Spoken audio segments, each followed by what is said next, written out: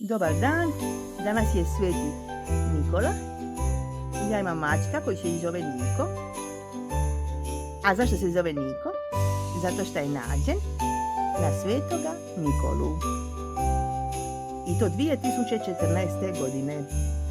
Najprije smo mislili da je Niko Nika, ali su nam u veterinaru kazali da smo u zabludi i da je u pitanju dečko i da je on Niko. A jedna teta misli da je on iz Koprivnice došao do Splita u nekom autu.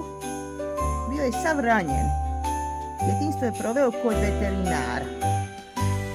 Malo se sad ljuti jer smo mu stavili ovu kapicu, nemoj se ljutiti. Ti samo želiš svima čestitat. Šta želiš čestitat? Svetog Nikolu, jel tako? Kome ćeš čestitat? Pomorcima? Ajde, pomorcima. Djeci, jel tako? Putnicima i studentima. Što smo dobili za nađendan? Novu grebalicu, fine paštetice i pokažiš ima koju lijepu mašnu imaš, vidi kako si pravi gospodin. Jesi pravi gospodin? Jesi pravi gospodin? Jesi, malo se njecija što smo mu stavili u kapicu, pa ti neće, pa nije to baš za mačka. To smo mu obećali nakon snimanja videa skinuti. I onda ćeš samo pokazati ima finu mašnicu. Sve vas volimo i šaljemo vam puno pozdrava i pusa.